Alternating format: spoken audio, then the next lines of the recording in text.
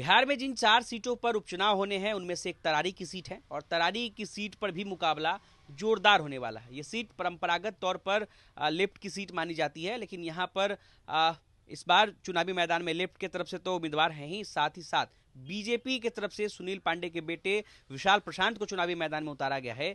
तो प्रशांत किशोर ने भी सबसे पहले इसी सीट पर अपने उम्मीदवार की घोषणा की थी। हालांकि उनके उम्मीदवार को लेकर के थोड़ा संशय अभी बरकरार है क्योंकि वो बिहार के वोटर नहीं हैं, उसको लेकर के प्रशांत किशोर लगे हुए हैं। लेकिन इन सब के बीच एसके सिंह, विशाल प्रशांत और राजू यादव के बीच ये मुकाबला है। इस सीट का समीकरण क्या कुछ होगा ये जानने के लिए हम इस वीडियो में बातचीत करेंगे और हमारे साथ मौजूद हैं अरुण पांडे सर। सर, इस सीट को कैसे देखते हैं? इस सीट का समीकरण क्या है? देखिए, बिहार के भोजपुर जिले में जहां बाबू वीर कुंवर सिंह की भूमि है और वहाँ ये इलाका जहाँ तरारी सीट की बात आपने की, ये कभी वामपंथी उग्रवाद से प्रभावित क्षेत्र था, नक्सली की भूमि मानी जाती है। तरारी से चुनाव हो रहा है और आपने ठीक ही कहा कि वामपंथियों का ये एक मजबूत गढ़ माना जाता है। ये वही क्षेत्र है जहाँ के विधायक सुदामा प्रसाद ने अभी लोकसभा के चुनाव में आरा से राजकुमार सिंह, जो केंद्रीय मंत्री हैं, बीजेपी के कैंडिडेट थे, उनको हराया। उन्हीं के इस्तीफे से ये सीट खाली हुई है।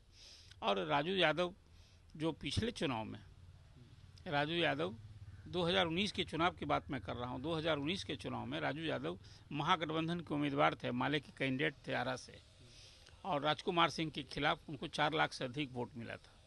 इस बार उपचुनाव में पार्टी ने, माले ने भरोसा जताया है राजू यादव पर।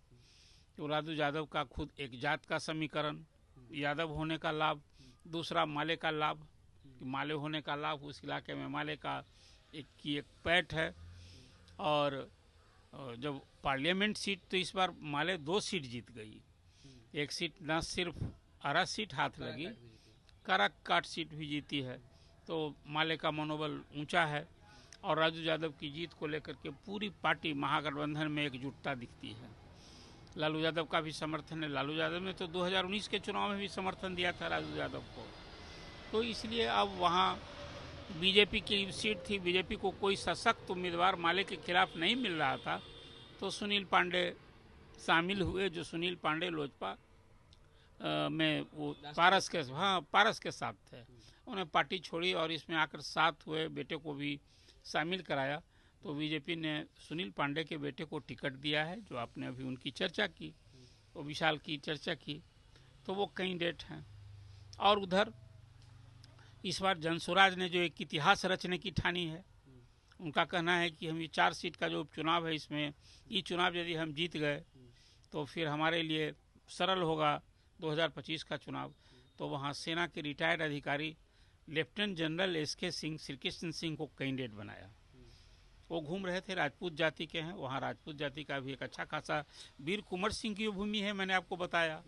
तो घूमने लगे। बाद में अभी ये बात मिली कि वो वहाँ के तरारी के रहने वाले हैं, लेकिन वो वोटर नहीं हैं। उनका वोटर दिल्ली में, नोएडा में उनका नाम है। तो विधानसभा या विधान परिषद में जो नियम बना हुआ है कि उसके लिए जो कोई चुनाव लड़ेगा तो वहाँ का वोटर होना, उस प्रदेश का वोटर होना अनिवार्य है, कानूनी अनिवार्य है। तो वोटर नहीं होने के कारण वो चुनाव शायद नहीं लड़ पाएंगे।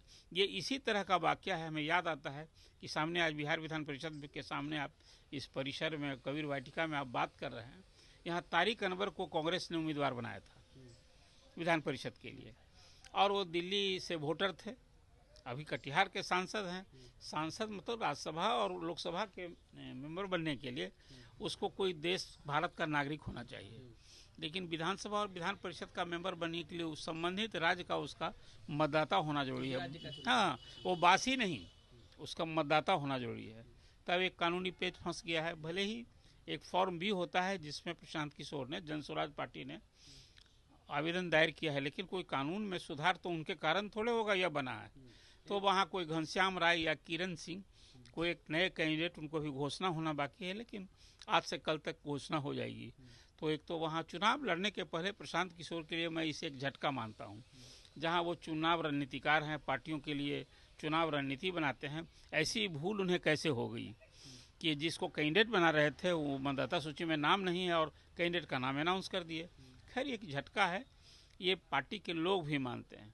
लेकिन अब एक नया फेस होगा तो कुल मिला जुला कर वहाँ जो की लड़ाई है लेकिन अभी जो मेरी अपनी खबर है जो उसमें है कि अभी तो चुनाव प्रचार भी शुरू नहीं हुआ है, कैंडिडेट ने नामांकन देना शुरू किया है, लेकिन फिलहाल मुझे लगता है कि माले के लिए वो मजबूत सीट है और इस चुनाव हाँ पलड़ा भारी अभी दिखता है। और वो प्रशांत किशोर की पार्टी से यदि वो वहाँ कैंडिडेट राजपूत होगा, भूमिहार कैंडिडेट हैं ही, तो यदि ये वोट का डिवीजन होगा तो स्वाभाविक इससे माले की राह और आसान होगी और एनडीए को फिर वो सीट जीतना कठिन होता है। ये समीकरण वहाँ मुझे दिखता है। चलिए, तो तरारी सीट को लेकर क्या कुछ समीकरण था, वरिष्ठ पत्रकार अरुण पांडे ने डिटेल में बता दिया है।